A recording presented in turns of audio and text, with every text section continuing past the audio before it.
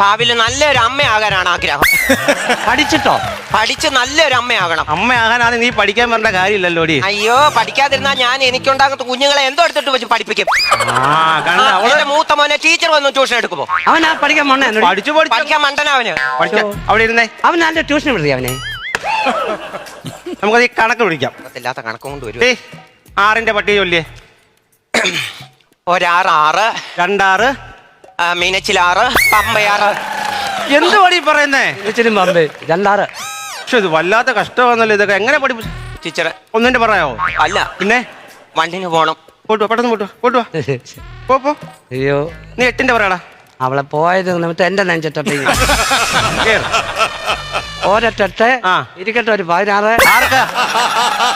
ഒരൊട്ടെ 8 16 8 18 ആരോട് പയറ്റട്ടെ എന്ന്? പയറ്റട്ടെ 80.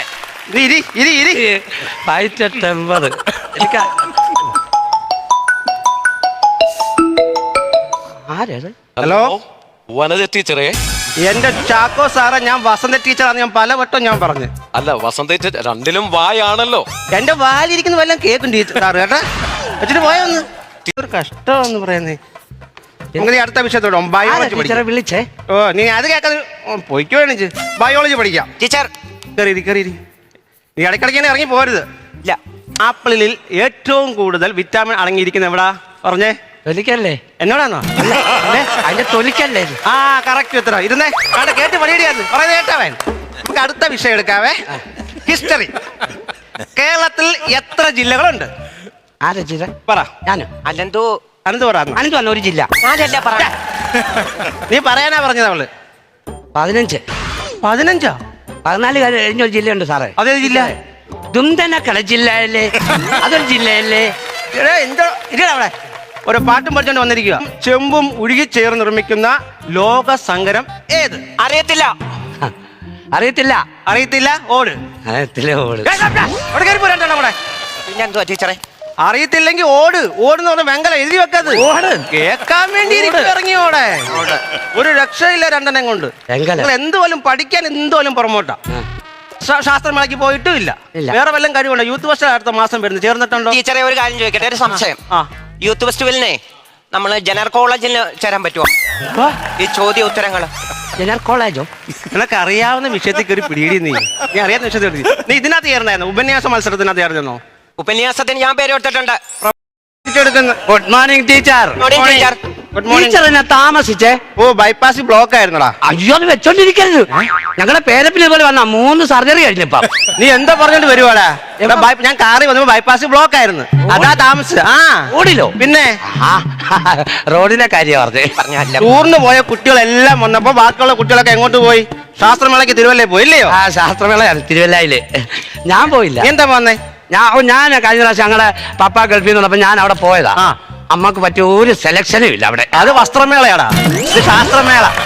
ഈയടാ ടീച്ചറെ, അഖില് പോയിട്ടുണ്ട്. അവൻ പോവും.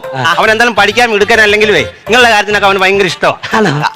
ആദ്യം വിളിക്കാം കേട്ടാ. ആര്യ? എന്റെ ടീച്ചറിന്റെ ഇരിക്കുന്ന പേനാന്നോ? ആര്യ ക്ലാസ്സിലെ ആര്യ ശാസ്ത്രമേളയ്ക്ക് പോയി. ഇതുണ്ടോ? നീര് കൊണ്ടോന്നോ? എനിക്ക് ഇവിടെ ഇടിച്ചതാ. മുട്ടിന്റെ ഇവിടെ നീര് കൊണ്ട്. നീരുണ്ടോന്നല്ല ഞാൻ നിന്നെ, നീതു ഉണ്ടോന്ന്. നീതു കൊണ്ടോ? നീതും പോയി ശാസ്ത്രമേള. Annie Mary sister Varghese present.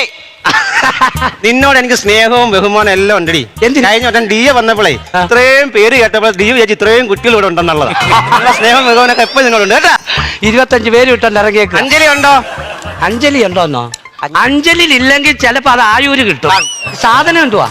നീ എന്തോ പറഞ്ഞോളാം. അഞ്ജലി ക്ലാസ്സിൽ അഞ്ജലി ഉണ്ടോ? അഞ്ജലിയോ? അഞ്ജലി ഇല്ല. എന്തോ വന്നില്ല. സന്തോഷം ഉണ്ടോ? ഓ, എന്തോ സന്തോഷം. നമുക്ക് എന്തോ സന്തോഷമാ ടീച്ചറെ. ക്ലാസ്സിൽ സന്തോഷം എന്തിയേ? ശാസ്ത്രമേളയ്ക്ക് പോയി. ശാസ്ത്രമേളക്ക് പോയി. അനന്തും ഉണ്ടോ? അനന്തുണ്ടോ? ഞാനാ ഉണ്ട്. അഖില അങ്ങോട്ട് പോയല്ലേ? അഖില അങ്ങോട്ട് പോയേക്കുന്നു. നീ നമുക്കൊരു കാര്യം ചെയ്യാം, മലയാളം പഠിക്കാം. ഇന്ന് മലയാളം ആദ്യം. അപ്പൊ ഇന്ന് ടീച്ചർമാർ അങ്ങോട്ട് പോകണം. ഇന്നും ഞാനാണ് 5 വിഷയം എടുക്കാൻ പോകുന്നത്. ഇവിടെ ഇത് തന്നെ പരിപാടി. ഫസ്റ്റ് ചോദ്യം, താമരയുടെ പര്യായ പദം പറയണം. അനന്ത് പറ. താമരയുടെ പര്യായ പദം. താമരയുടെ വെള്ള താമര, നീലത്താമര അത് ടീച്ചർ കണ്ടാന്നല്ലോ സിനിമ. പിന്നെ ലോട്ടസ്. കൈ കാണിച്ചേടാ, കൈ കാണിച്ച്. നേരവും വെളുത്തു അടിയും തുടങ്ങി. നീ പറഞ്ഞേ എന്തോ ടീച്ചറെ? താമരയുടെ പര്യായ പദം. താമരയുടെ പര്യായ പദോ? ആ, താമര വെള്ളത്തിലുണ്ടാകുന്നതാണ്. താമര വെള്ളത്തിലുണ്ടാകുന്നതാണ്. കൈ കാണിക്കടി, കൈ കാണിക്ക. പറഞ്ഞപ്പോ എനിക്ക് മനസ്സിലായില്ലടാ. നീ എന്റെ അത്ര റീച്ച് അല്ലല്ലോ. അല്ല, നിന്നെക്കാൾ 200K എനിക്ക് കൂടുതലാ. ആണോ? By the by, this is my husband Akshay Kumar. Nice name. നോക്കൂ, വയറകത്ത് പോയി. ഫ്രണ്ട് പോയി, പക്ഷെ ബാക്കിൽ വന്നു. പെട്ടെന്ന് നിങ്ങൾക്ക് കുറച്ച് കാശിന് ആവശ്യം വന്നാൽ നിങ്ങൾ എന്ത് ചെയ്യും? അതാണോ കാര്യം? എനിക്ക് ഇതാണ് എളുപ്പം. നമുക്കിപ്പോ വരുമാനം കുറഞ്ഞെന്ന് വിചാരിക്കും. അപ്പൊ നമ്മൾ എന്തൊരു ചെയ്യും? നമ്മൾ ഫോൺ എടുക്കും, അതിനകത്തോട്ട് നാട്ടുകാർ ഒരു 10-20 തെറി അങ്ങോട്ട് പറയും, എന്നിട്ട് അതങ്ങോട്ട് അപ്ലോഡ് ചെയ്യും, എന്നിട്ട് പോയി കടം മേടിക്കും. അതെന്തിനാ കടം മേടിക്കുന്നത്? ഈ വൈറലായിട്ട് വീഡിയോ കയറി കൊള്ളുമല്ലോ, അപ്പൊ അതിൽ നിന്ന് കാശ് വരുമല്ലോ. ആ വരുമാനം എടുത്തിട്ട് നമ്മൾ കടം വീട്ടും. ഐഡിയ കൊള്ളാം. പക്ഷെ ഈ സാധനം വൈറലായില്ലെങ്കിലും ഇപ്പൊ ഉദാഹരണത്തിന് ഒരു ദിവസം രാവിലെ ഇവർക്ക് പ്രഭാത ഭക്ഷണം ഉണ്ടാക്കാൻ പറ്റിയില്ലെന്നിരിക്കട്ടെ. അപ്പൊ ഞങ്ങൾ എന്ത് ചെയ്യും? ഞങ്ങൾ ഏതെങ്കിലും അപ്പൂപ്പന്മാര് നടത്തുന്ന ചായക്കടയിൽ ചെപ്പോ എന്നിട്ട് ഞങ്ങൾ പറയും ഞങ്ങൾ ഫുഡ് ബ്ലോഗർമാരാണെന്നും പറഞ്ഞ് അവിടെയുള്ള ഐറ്റങ്ങളെല്ലാം തിന്നിട്ട് ടാറ്റയും പറഞ്ഞു പോരും.